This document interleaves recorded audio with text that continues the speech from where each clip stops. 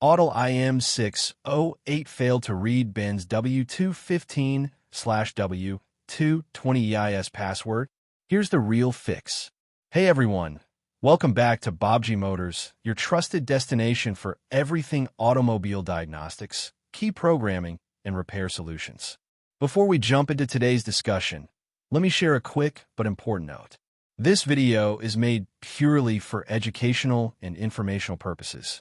Everything we explain here, whether it's tools, methods, or live demonstrations, is meant to guide technicians, learners, and enthusiasts in understanding how automobile diagnostics and key programming actually work. We respect all trademarks and brand names mentioned. They belong to their respective owners. No copyrighted content is used for profit, and you should always follow manufacturer guidelines and local laws while working on vehicles. Now, let me start with a quick question for you. Did you know that certain Mercedes-Benz W215 and W220 models have electronic ignition systems where even premium tools like the Autel IM608 fail to calculate the EIS password directly? What do you think could be the reason behind this limitation? Drop your guesses in the comments. I'd love to see how many of you get it right. Before we dive deeper, here's my request to all of you amazing viewers. Let's make this video an interactive one. I'm setting a target of 10,000 likes and 1,000 comments within the first 24 hours.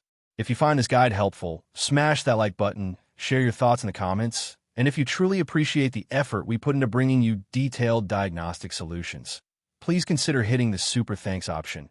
It really helps us keep Bobji Motors alive and growing. And don't forget, subscribing is absolutely free for you, but priceless for us. So hit that subscribe button and ring the bell so you never miss our updates. Now, let's get straight into the main issue. So here's the problem many technicians face. The Autel IM608 paired with the XP400 Pro has no issues reading data from Mercedes-Benz W215 EIS. It can pull the information without any major obstacles. But the challenge comes when you try to calculate the password. No matter which method you attempt, whether you connect via CAN, K-line, with G-Box, or without G-Box, you'll quickly find that it simply won't work. The IM608 cannot generate the password for these particular EIS modules. And this leaves many wondering, how exactly do you get the password for this type of Mercedes ignition system? Well, the straight answer is this. The Autel IM508 or IM608 cannot read the password from the W220 or W215 models via the tablet or G-Box connection methods. These models are unique. Some versions of the W215 can only be handled through EEPROM level work directly on the board. That means if you open up the EIS and notice two large 64-leg chips on the board, you'll need to physically remove one and read the data from it. This brings us to the first solution. Way 1. The EEPROM soldering method with XP400 Pro. Here, you'll need to solder wires and use the XP400 Pro in EEPROM mode only. The process is fairly detailed. Start by carefully removing the back cover of the EIS unit. Inside, you'll notice two bolts that need to come out. Here's a very important note. Those two bolts are not the same length. If you reassemble them incorrectly, say, placing the longer one where the shorter one belongs, you risk damaging the processor. So, pay very close attention when you take them out. Once you've opened the unit, inspect the processor. Is it a single processor, or are there two? Some versions use the MC9S chip, while others may be different.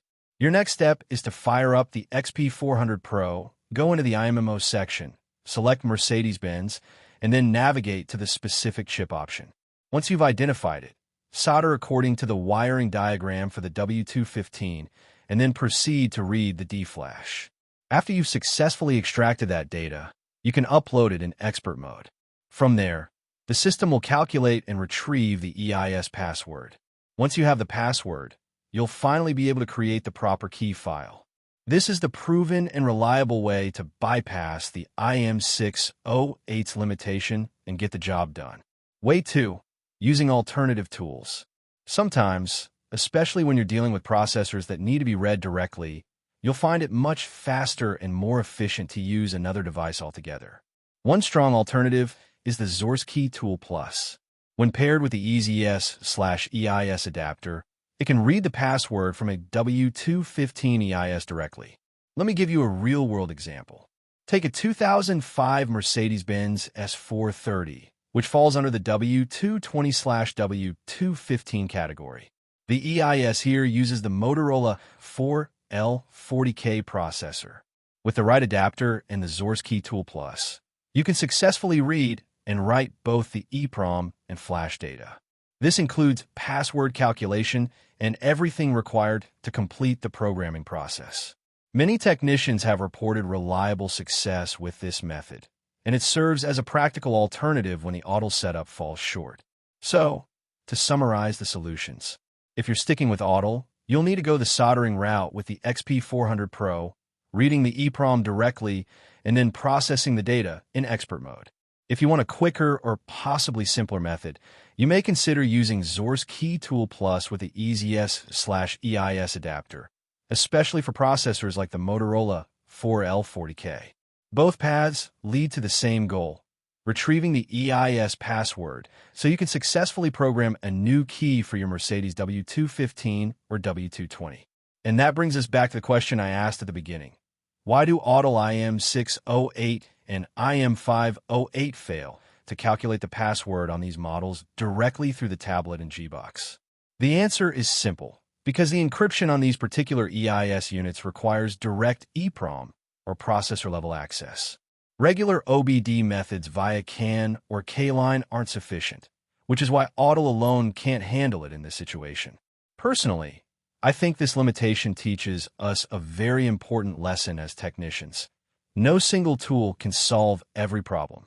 While the Autel IM608 is an incredibly powerful device and works wonders on many vehicles, certain cases like these remind us to keep alternative methods and backup tools ready.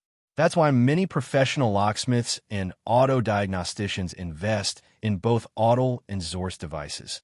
They complement each other beautifully. Now, I want to hear from you. Have you ever faced a similar challenge with a Mercedes EIS system? What method did you use to overcome it? Drop your answers in the comments because your experiences might just help another technician out there. Here's a quick auto tip before we wrap up.